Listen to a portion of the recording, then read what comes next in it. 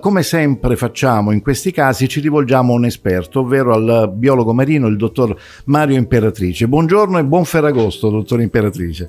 Buongiorno a voi, buon Ferragosto a tutti.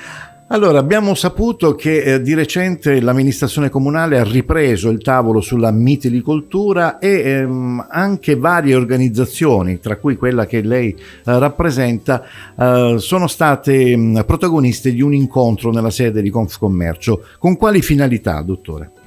Beh, diciamo che intanto salutiamo con favore, diciamo, la ripresa di questi tavoli di confronto che appunto con cadenza speriamo costante possano, diciamo, verificarsi proprio per far sì che tutte le problematiche inerenti al settore vengano affrontate in maniera, diciamo così, razionale, sistematicamente. Certo. Il tavolo, diciamo, convocato dal Comune ha avuto, diciamo, alla presenza peraltro devo dire del prefetto in qualità di commissario per le bonifiche, ha presentato una importantissima novità sul piano tecnico e sul piano delle bonifiche.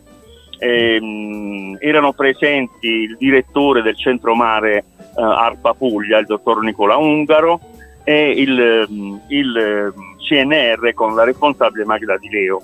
E sono state presentate due iniziative finalmente, diciamo, un po' più concrete sulle bonifiche. La prima, quella dell'ARPA Puglia, una sperimentazione sulla detossicazione dei mitili che vengono allevati in Mar Piccolo, poi trasportati in acque, diciamo, esenti dall'ordinanza famosissima, no, che limita il ciclo zootecnico nel primo seno del Mar Piccolo, sì, per studiarne appunto la capacità di liberarsi delle sostanze tossiche, sì, con la finalità di rimettere mano proprio all'ordinanza regionale che limita il ciclo zootecnico sia in senso temporale o eventualmente in senso spaziale.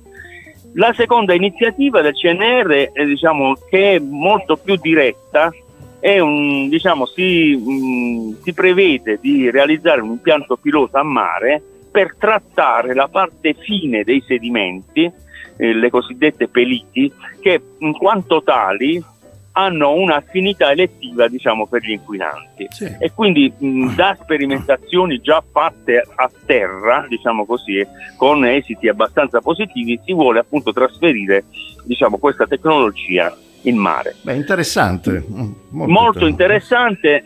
Anche perché io ho subito sottolineato intanto il favore e l'accoglienza del settore anche dal punto di vista logistico, perché ovviamente ci hanno chiesto una mano, no? per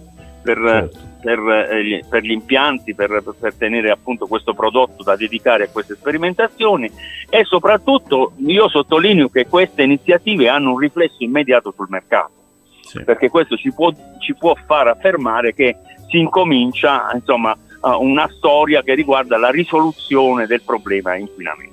Certo.